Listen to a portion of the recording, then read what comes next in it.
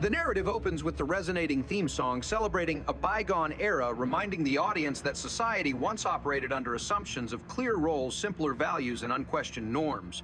Archie Bunker and Edith prepare for the funeral of cousin Liz, and their rapport exposes a comical yet complex marriage defined by Archie's gruff pragmatism and Edith's gentle curiosity. While in a cheap motel room before the event, sexual innuendo is implied through a clerk asking if the room would be used for only an hour.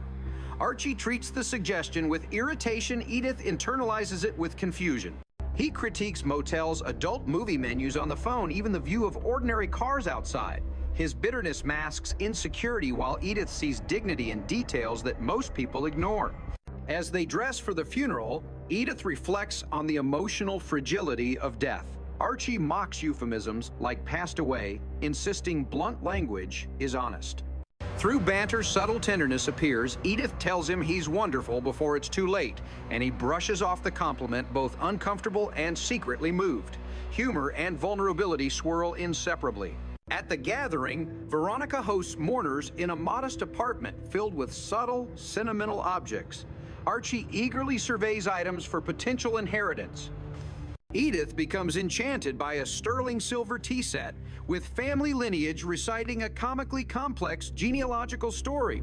Archie, uninterested in ancestry, calculates a possible resale value of $2,000. Veronica quietly asks Edith if she might keep the tea set because it holds memories of afternoon tea rituals she shared with Liz.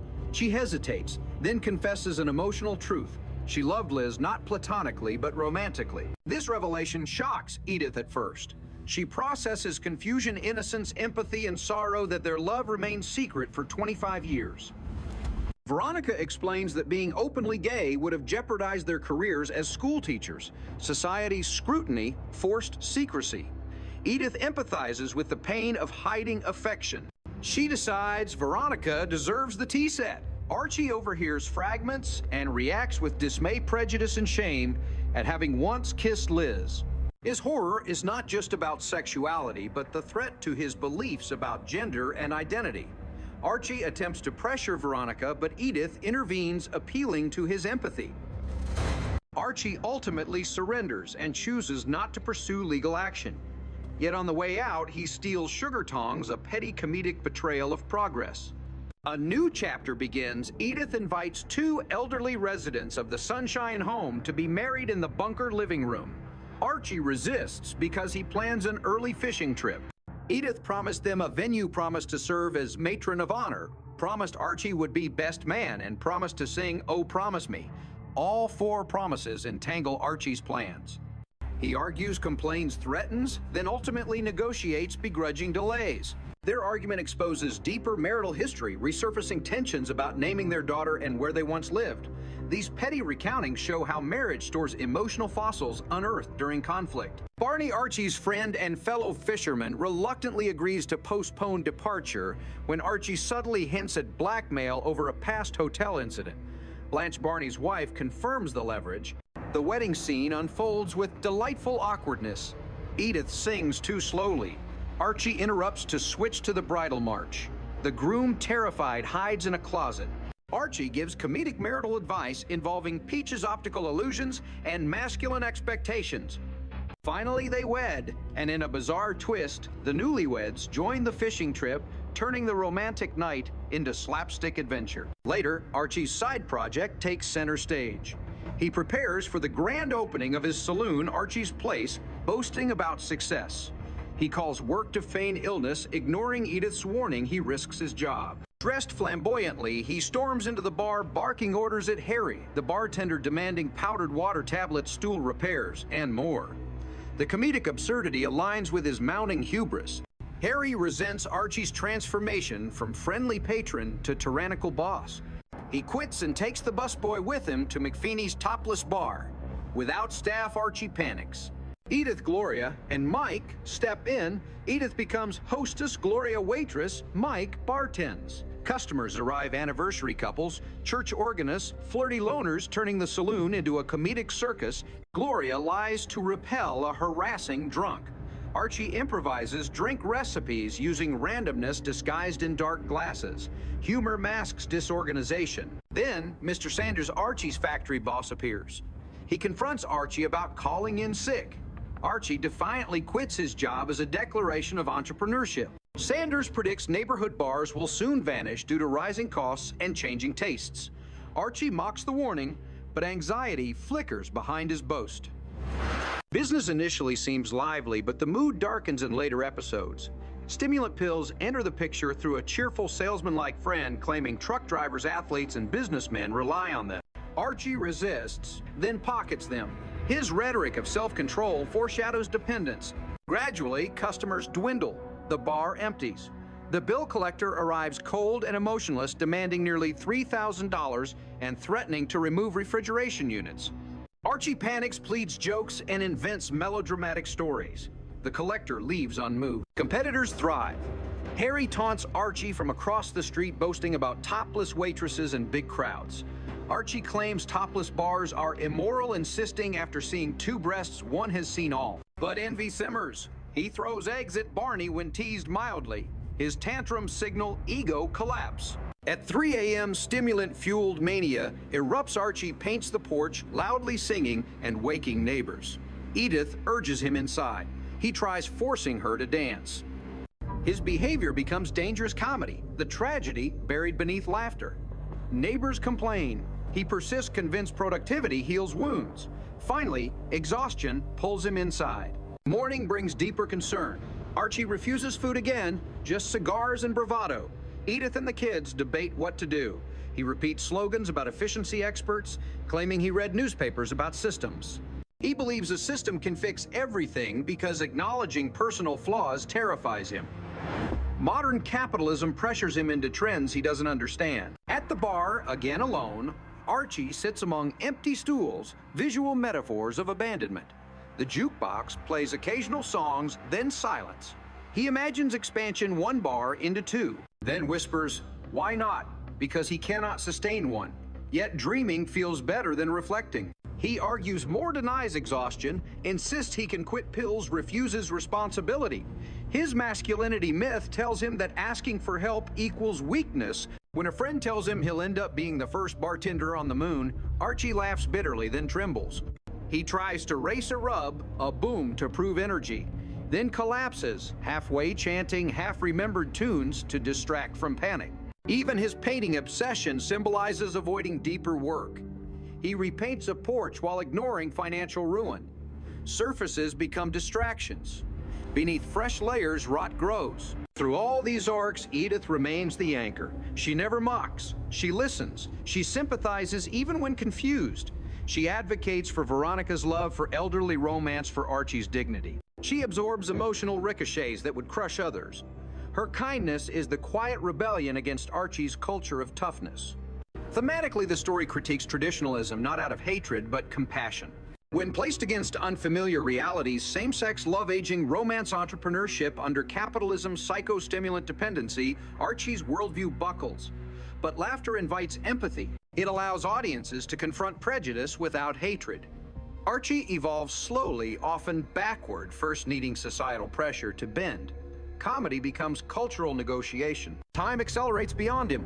His nostalgia for Herbert Hoover era certainty clashes against a future filled with complexity. He blames liberals, modernity, feminism, sexuality, competition, any external force, but never structural shifts. As bars become corporate entertainment venues with flashy gimmicks, neighborhood taverns die. Archie believes personality can beat economics, but kindness isn't a business plan. Sentiment cannot stop eviction notices. Still, the narrative never fully abandons him.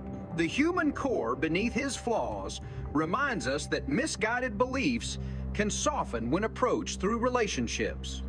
Veronica's confession plants empathy seeds. The elderly wedding reveals love's endurance. The failing bar teaches humility. Each scenario breaks a piece of his armor. Near the end, Archie sits alone, humming side by side, thinking about traveling together through unknown futures. The song's meaning shifts. It no longer declares confidence but longing. He grips his glass like a lifeline. He whispers again, 1 bar could be 2, but this time his voice cracks. Hope persists because he still imagines tomorrow. Yet the world doesn't pause for those who refuse to adapt. At closing time, Edith arrives and gently escorts Archie home. Her voice is soft. She tells him she's proud he tried. Pride is the currency of struggle. It doesn't fix debt, but it repairs dignity. Archie says nothing. He locks the door behind them. Lights go out, the bar sleeps. And with its silence, Archie finally does too. The following day unfolds with Archie sinking deeper into denial. He enters the bar whistling a tune too loudly, his forced cheerfulness contrasting with the emptiness of the establishment. The stools are empty, the floor shines from obsessive cleaning, and the smell of failure hangs like stale beer. He pretends to be busy wiping glasses, unnecessarily rearranging napkins, and adjusting bar stools. If movement equals meaning, then perhaps failure cannot catch him. But silence answers every gesture. His reflection in the bar mirror looks older than the night before. Soon the presence of the bill collector returns to haunt him. The man enters with clinical precision, informing Archie again that if payments are not made by Wednesday, refrigeration units will be removed. Archie panics internally, but outwardly plays it cool, pretending he has a secret plan. He jokes in desperation, inventing ridiculous stories about unpaid widows nibbling his fingers. The collector listens politely but remains unmoved. Archie realizes charisma cannot solve bureaucracy, but ego will not let him admit defeat. As the collector leaves quiet, dread settles. Refrigeration is the backbone of the bar. Without it, the saloon cannot function. His dream is beginning to rot the way warm beer does. Like clockwork, the competitive pulse of McFeeney's topless bar echoes from down the block. The sounds of laughter and rowdy crowds drift into the street and around the corner. Harry arrives again, bragging about large crowds, dancing waitresses, and tips bigger than Archie's nightly revenue. Archie scoffs, insisting toplessness is immoral. He repeats the argument several times as though repetition transforms denial into truth. He waves his hand dismissively, saying, "When you've seen two, you've seen them all clinging to moral superiority." But jealousy flickers behind his eyes. He is watching an economic ecosystem evolve, and he is unwilling to adapt. Barney stops by occasionally to use the restroom, sparking comical resentment. Archie hurls eggs at him again, a grotesque ritual signaling emotional meltdown. Eggshells crack yolk dripping across the wooden floor, symbolic of the fragility and messiness of pride. Barney admonishes him gently, but Archie pushes away kindness. The pills push impulsivity, and irritation becomes combustion. Archie becomes obsessed with appearing in control. He begins citing business theories from magazines and newspapers. He tells Gloria and Mike that an efficiency expert will fix everything. He fantasizes about a system that will eliminate error and transform chaos into precision. But systems require humility, adaptation, and data qualities Archie avoids. Instead, he sees the expert as a magical figure who will validate his stubbornness. Evenings become increasingly manic. At home, Edith coaxes him into bed, but he bolts upright moments later, rushing outside with paintbrush and bucket. He marches to the porch and slaps paint, wildly covering wood unevenly in streaks of chartreuse. His neighbors, awakened by the commotion, peek angrily through blinds. He shouts greetings, misinterpreting irritation as applause. He claims he promised to paint the porch when they bought the house, and now decades later, mania fulfills that promise. Hours dissolve into restless activity. By sunrise, paint drips onto every surface but the right ones. During breakfast, Edith tries again to feed him hotcakes and sausage. Archie refuses emotionally before refusing nutritionally. He argues the world eats too much puffing cigars instead of chewing food. Mike notices stimulant behavior, whispering to Gloria about his fear. Edith attempts to temper the situation with gentle persuasion, but Archie is unreachable, trapped inside chemical momentum and capitalist dread.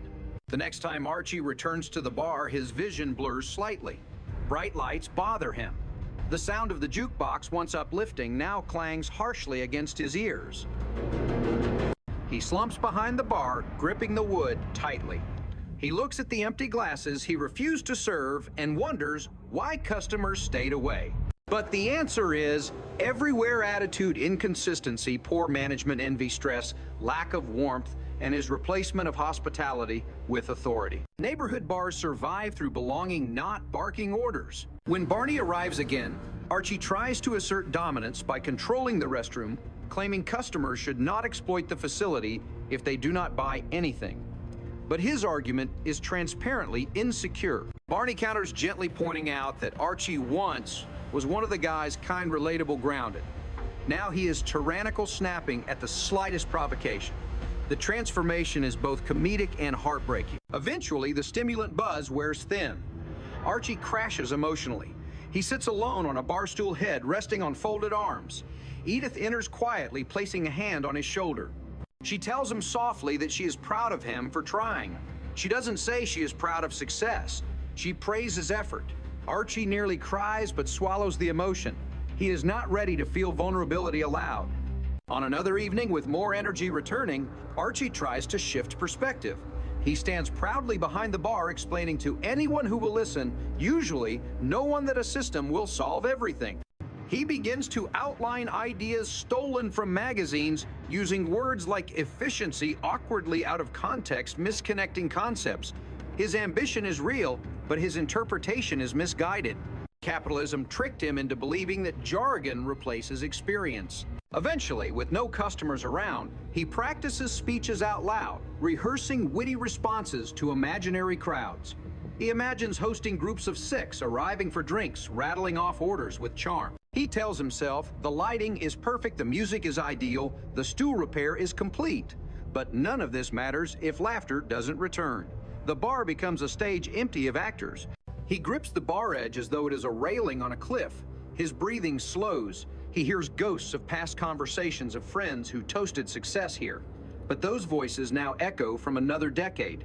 In his mind, this bar should represent personal triumph, a monument to self-sufficiency after years of being a worker on a loading dock.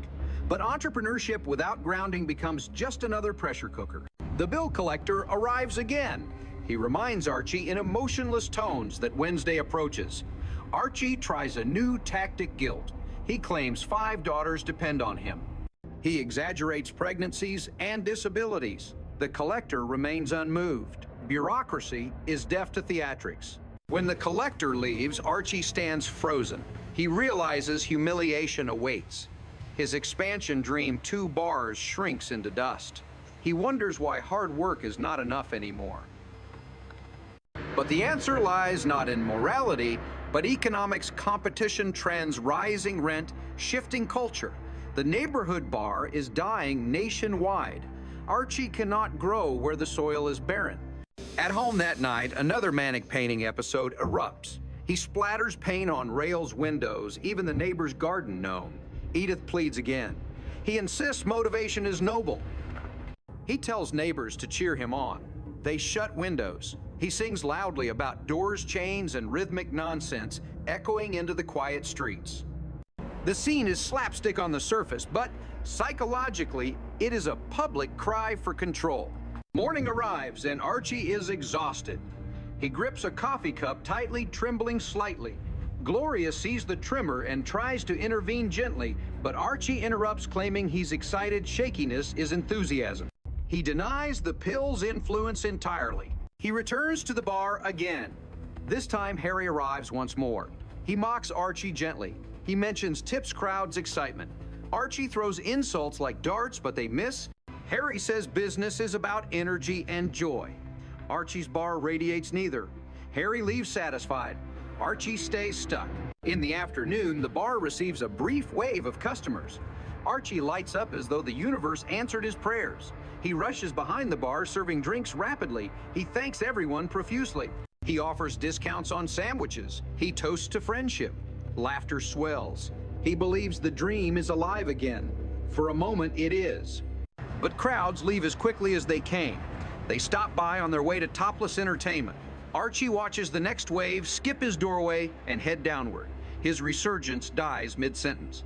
He swallows pride, then swallows more pills. He looks at the mirror again. This time he sees not age, but panic. A man afraid of becoming invisible. He mutters another mantra. 1 bar could be 2, but the mirror replies silently, first save 1.